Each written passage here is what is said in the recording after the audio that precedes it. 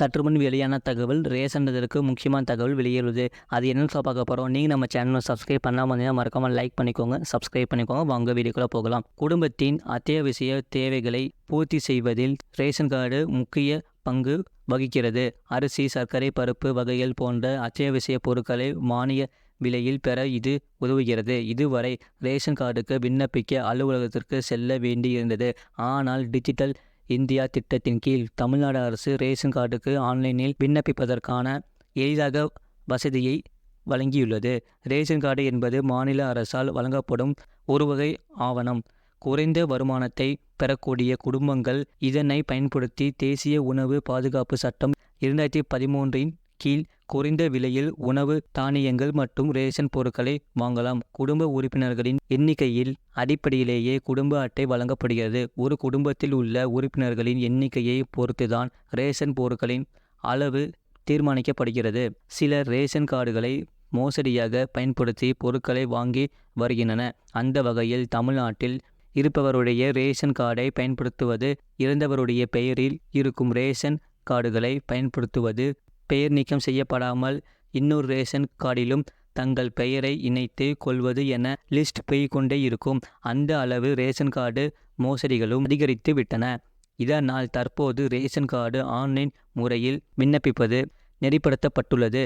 கீழ்காணும் டிப்ஸ்களை பின்பற்றி உங்கள் வீட்டிலிருந்தே ரேஷன் கார்டு பெறுவதற்கு விண்ணப்பிக்கலாம். தமிழ்நாட்டில் ரேஷன் கார்டை ஆன்லைனில் விண்ணப்பிப்பது எப்படி?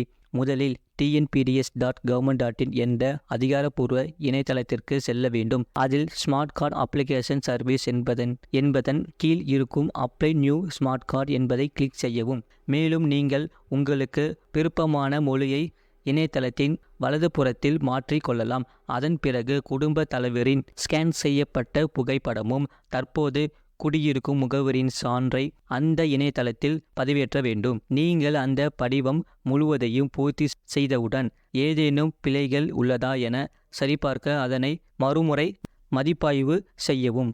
அடுத்து சப்மிட் என்பதை கிளிக் செய்யவும். நீங்கள் அந்த படிவத்தை வெற்றிகரமாக சமர்ப்பித்த பிறகு உங்களுக்கு ஒரு ரெஃபரன்ஸ் நம்பர் வழங்கப்படும். அந்த ரெஃபரன்ஸ் நம்பரை பயன்படுத்தி உங்கள் ரேஷன் கார்டு விண்ணப்பத்தின் நிலையை சரிபார்க்க முடியும். தமிழ்நாடு ரேஷன் கார்டு விண்ணப்பத்தின் நிலையை ஆன்லைனில் சரிபார்ப்பது எப்படி? ரேஷன் கார்டு விண்ணப்பத்தின் நிலையை சரிபார்க்க நீங்கள் சில எளிய வழிமுறைகளை பின்பற்ற வேண்டும்.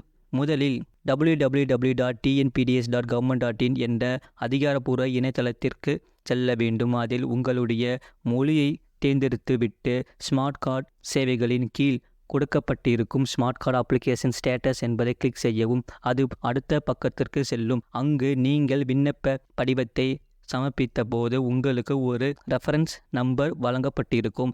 அந்த ரெஃபரன்ஸ் நம்பரை கேட்கப்படும் இடத்தில் என்டர் செய்ய வேண்டும். ரெஃபரன்ஸ் நம்பரை என்டர் செய்த பிறகு சப்மிட் என்பதை கிளிக் செய்யவும். மேல் குறிப்பிட்டுள்ள செயல்முறைகளை நீங்கள் சரியாக செய்யலாம். உங்களுக்கு ரேஷன் கார்டு விண்ணப்பத்தின் நிலை, ரேஷன் கார்டு ஸ்டேட்டஸ் அடுத்த திரையில் காண்பிக்கப்படும். இது போன்ற செய்திகளை உடனுக்குடன் அறிந்து கொள்ள மறக்காம சேனலை சப்ஸ்கிரைப் செய்யுங்கள். மற்றவர்களுக்கு தெரியப்படுத்த ஷேர் செய்யுங்கள்.